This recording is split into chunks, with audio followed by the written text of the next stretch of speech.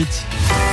DKL, les conseils de Patrick Grimm, comportementaliste animalier et éducateur canin. On ne parle pas à un chien comme on parlerait à un humain. C'est ce que vous nous expliquez depuis lundi, Patrick. Non seulement on ne parle pas à un chien comme on parlerait à un humain, mais surtout on ne considère pas le chien comme un humain parce qu'il ne réagit pas comme nous. Dans le quotidien, justement, on fait ce type d'erreur parce qu'on a l'impression un peu que le chien nous comprend. Alors, je ne veux pas dire qu'il comprend rien du tout.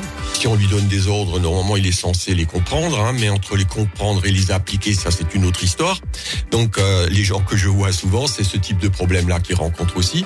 Mais au niveau de l'anthropomorphisme, effectivement, il y a des erreurs classiques commises.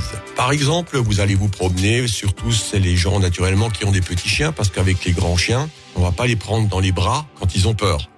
Donc, quand on se promène sur un trottoir avec un petit chien, qu'en face, il y a un grand chien qui arrive, il y a certaines personnes qui ont peur pour leur petit et ils le prennent dans les bras. Or, c'est une erreur qu'il ne faut surtout pas faire.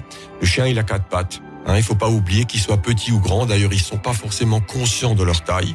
Donc, ça signifie qu'un petit chien peut très bien dominer un grand chien. Ah ouais. Par le caractère. Donc, tout dépend du caractère du chien. Naturellement, si on a un chien peureux, la réaction qu'il va avoir, que ce soit maintenant un petit chien ou un grand chien, il va démarrer sur les autres parce que, tout simplement, il veut se défendre.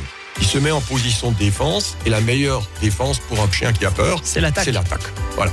Donc, en le prenant dans les bras, naturellement, on évite son chien de se faire mordre éventuellement par le chien d'en face. Ça, on est d'accord. Mais en même temps, on le renforce quelque part dans son comportement à lui. S'il aboie et qu'il continue à aboyer et qu'on le prend dans les bras, il va croire que c'est une bonne solution de continuer à aboyer.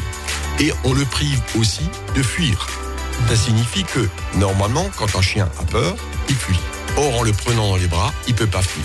Si une personne s'approche à ce moment-là, ou un autre chien s'approche, le chien, à ce moment-là, il ne peut pas reculer vu qu'il est prisonnier, qu'il est pris dans les bras, et donc il risque de réagir comme un chien, tout simplement en mordant ou en grognant. Exemple supplémentaire, donc, qu'un chien ne réagit pas comme nous. Exact. Un enfant, on peut le rassurer. Ouais. Un chien, non.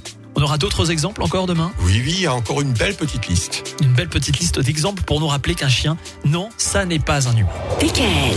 Retrouvez l'ensemble des conseils de DKL sur notre site internet et l'ensemble des plateformes de podcast.